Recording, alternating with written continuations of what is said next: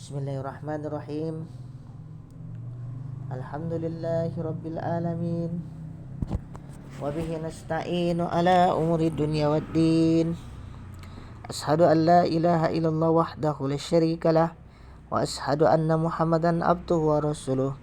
Allahumma salli ala Muhammad wa ala ali Muhammad. Amma ba'd. Ikhwani fiddin rahimani wa rahimakumullah. Pada kesempatan kali ini akan kita bacakan kitab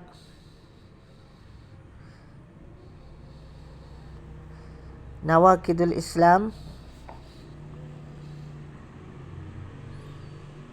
yaitu hal-hal yang membatalkan Islam, yang ditulis oleh Syekh Abdul Aziz bin Abdullah bin Baz.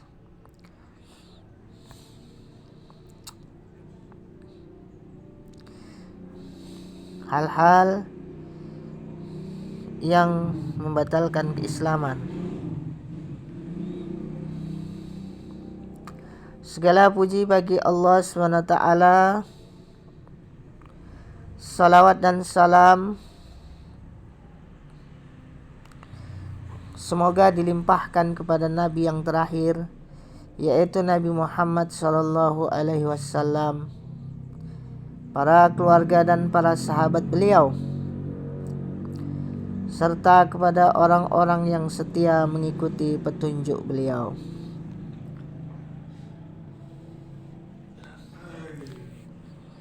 Selanjutnya,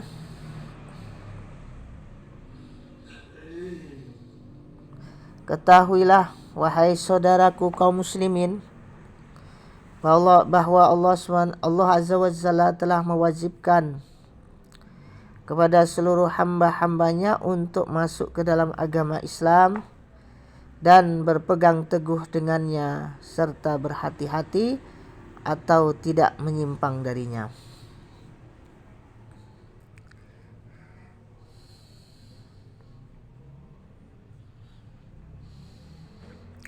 Allah juga telah mengutus Nabi-Nya Muhammad SAW untuk berdakwah atau mengajak ke dalam hal ini.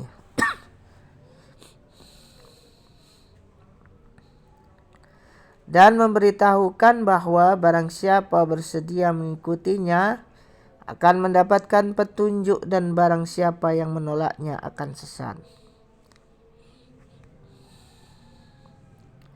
Allah juga mengingatkan dalam banyak ayat-ayat Al-Quran untuk menghindari sebab-sebab kemurtadan, segala macam kemusyrikan dan kekafiran.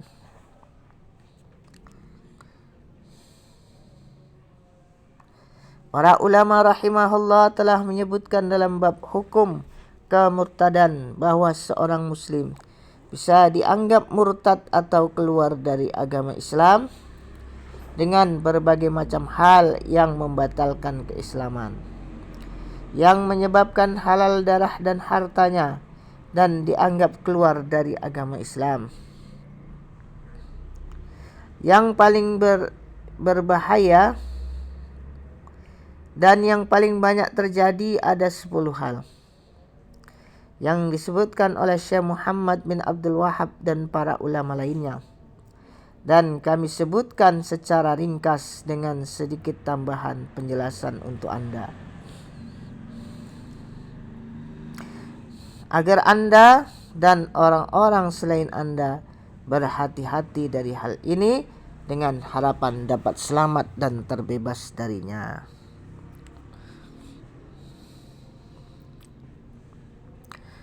Adapun pembatal keislaman yang pertama adalah di antara 10 hal yang membatalkan keislaman tersebut adalah mempersekutukan Allah Jalla Jalalah, yaitu syirik dalam beribadah. Allah SWT berfirman, "Innallaha la yaghfiru ayyushraka bihi wa yaghfiru ma duna dzalika liman yasha."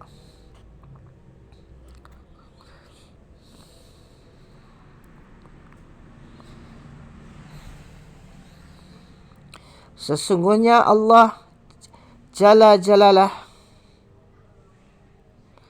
tidak mengampuni dosa syirik, yaitu menyekutukan kepadanya, tetapi mengampuni dosa selain itu kepada orang-orang yang dikehendakinya. Quran Surah An-Nisa ayat 116. Kemudian Allah Jalla Jalalah berfirman, sesungguhnya orang yang mempersekutukan Allah, niscaya Allah akan mengharamkan surga baginya dan tempat tinggalnya kelak adalah neraka. Dan tiada seorang penolong pun bagi mereka, bagi orang-orang zalim. Quran Surah Al-Maidah ayat 72. Dan di antara perbuatan kemusyrikan tersebut adalah meminta doa dan pertolongan kepada orang-orang yang telah mati, bernajar, dan menyembelih kurban untuk mereka.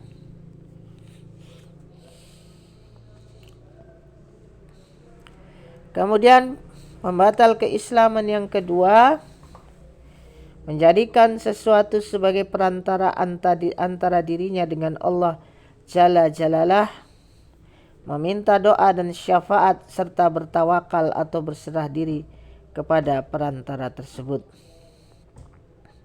Orang yang melakukan hal itu menurut ijma' ulama atau kesepakatan para ulama adalah kafir. Kemudian pembatal keislaman yang ketiga adalah tidak menganggap kafir orang-orang musyrik atau ragu atas kekafiran mereka atau membenarkan konsep mereka. Orang yang demikian adalah kafir.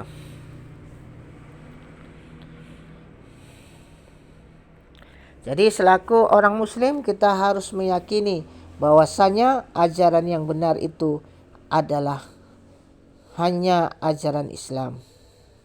Tidak ada ajaran yang benar selain ajaran agama Islam. Barang siapa yang meyakini ada ajaran yang benar selain ajaran Islam, maka dia telah kafir. Atau dia meyakini bahwasanya dia memandang ragu bahwa akan kekafiran orang-orang musyrik. Wallahu ta'ala a'lam. Kemudian pembatal keislaman yang keempat adalah berkeyakinan bahwa tuntunan selain tuntunan Nabi Muhammad SAW lebih sempurna, atau berkeyakinan bahwa hukum selain dari beliau lebih baik, seperti mereka mengutamakan aturan-aturan tagut, yaitu aturan-aturan manusia yang melampaui batas serta menyimpang dari hukum Allah dan mengesampingkan hukum Rasulullah SAW. Maka orang yang berkeyakinan demikian adalah kafir.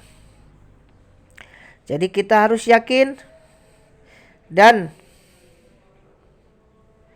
menegakkan hukum yang dibawa oleh baginda Nabi Muhammad SAW, karena tidak ada cara hidup yang lebih baik selain daripada cara hidupnya Nabi Muhammad SAW. Kemudian yang kelima, membenci sesuatu yang telah ditetapkan oleh Rasulullah SAW meskipun ia sendiri mengamalkannya. Orang yang sedemikian ini adalah kafir, karena Allah Azza wa Jalla telah berfirman,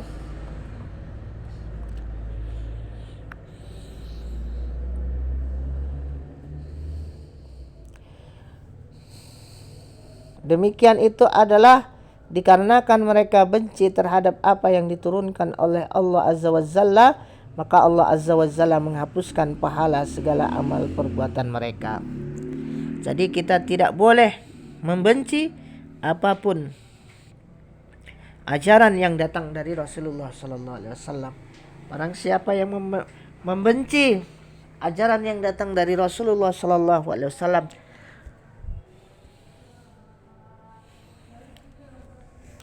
meskipun dia sendiri mengamalkannya, maka sesungguhnya dia telah kafir. Kemudian yang keenam, yang membatalkan Islam yang keenam adalah memperolok-olok sesuatu dari ajaran Rasulullah SAW atau memperolok-olok pahala maupun siksaan yang telah menjadi ketetapan agama Allah Azza wa Jalla. Maka orang yang demikian menjadi kafir. Karena Allah Azza wa Jalla telah berfirman, katakanlah wahai Muhammad, terhadap Allah-kah dan ayat-ayatnya serta Rasulnya kalian memperolok-olok, tiada arti kalian meminta maaf karena kamu telah kafir setelah beriman. Quran Surah At-Taubah ayat 65-66. Jadi seorang muslim tidak menjadikan ajaran Islam itu sebagai bahan olok-olok atau bahan ejekan atau menjadi bahan candaan sehingga ditertawakan oleh orang-orang banyak. Maka barang siapa yang melakukan seperti ini, menjadikan ajaran Islam sebagai olok-olokan, atau dia tidak mempercayai terhadap pahala dan siksaan, maka dia telah menjadi kafir. Kemudian yang pembatal keislaman yang ketujuh adalah sihir.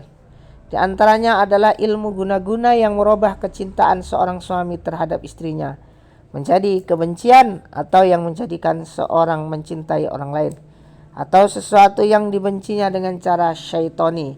Dan orang yang melakukan hal itu adalah kafir, karena Allah Azza wa Jalla telah berfirman, sedang kedua malaikat itu tidak mengajarkan suatu sihir kepada seorang pun sebelum mengatakan,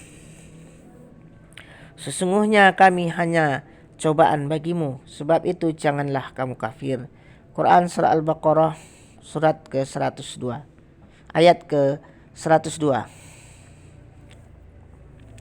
Jadi orang yang mempelajari ilmu sihir, yang memanfaatkan ilmu sihir, baik itu digunakan untuk mencerai-beraikan antara suami dengan istrinya, atau menggunakan sihir tersebut untuk menjadikan seseorang mencintai orang lain atau mencintai dirinya, atau semacam ini disebut dengan pelet, maka orang yang melakukan ini, maka dia sesungguhnya telah kafir. Kemudian pembatal keislaman yang ke-8, yaitu membantu dan menolong orang-orang musyrik untuk memusuhi kaum muslimin. Allah Azza wa Jalla berfirman, dan barang siapa di antara kamu mengambil mereka, yaitu Yahudi dan Nasrani, menjadi pemimpin, maka sesungguhnya orang tersebut termasuk golongan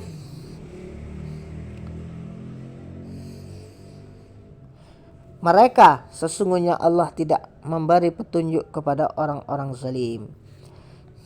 Jadi kita selaku seorang muslim tidak boleh menjadikan orang-orang musyrik sebagai penolong kita, atau menjadikan dia pemimpin kita, atau menjadikan dia, atau kita menolong dia. Terlebih lagi menolong dalam memusuhi orang-orang muslim, seperti yang terjadi pada saat ini, yaitu antara Israel dan Palestina. Maka selaku seorang muslim harus mendukung dan membela Palestina. Barang siapa yang mendukung Israel, maka sesungguhnya dia telah kafir dari agama Islam. Kemudian pembatal keislaman yang ke-9, yaitu berkeyakinan bahwa sebagian manusia diperbolehkan tidak mengikuti syariat Nabi Muhammad SAW. Maka yang berkeyakinan seperti ini adalah kafir. Allah Azza wa Jalla berfirman, barang siapa mengendaki suatu agama selain Islam, maka tidak akan diterima agama itu daripadanya, dan dia di akhirat tergolong orang-orang yang merugi. Quran surah Ali Imran ayat 85. Jadi barang siapa yang berkeyakinan bahwasanya ada seseorang yang boleh untuk tidak mengikuti syariat Islam atau meyakini bahwasanya masih ada agama lagi yang benar selain agama Islam, maka dia sesungguhnya telah kafir dari Islam. Kemudian yang ke-10, berpaling dari agama Allah Azza wa Jalla dengan tanpa mempelajari dan tanpa melaksanakan ajarannya. Allah Azza wa Jalla berfirman, tiada yang lebih zalim daripada orang yang telah mendapatkan peringatan melalui ayat-ayat Tuhannya, kemudian ia berpaling daripadanya. Sesungguhnya kami menimpakan pembalasan kepada orang yang berdosa. Quran surah As-Sajdah ayat 22. Dalam hal-hal yang membatalkan keislaman ini, tidak ada perbedaan hukum antara yang main-main, yang sungguh-sungguh, atau yang sengaja melanggar, ataupun yang takut. Kecuali orang yang dipaksa. Semua itu merupakan hal-hal yang paling berbahaya dan paling sering terjadi. Maka setiap muslim hendaknya menghindari dan takut darinya. Kita berlindung kepada Allah Azza wa Jalla dari hal-hal yang mendatangkan kemurkaannya dan kepedihan siksanya. Semoga salawat dan salam dilimpahkan kepada makhluknya yang terbaik, para keluarga dan para sahabat beliau. Dengan ini maka habis dan selesai kata-katanya rahimahullah.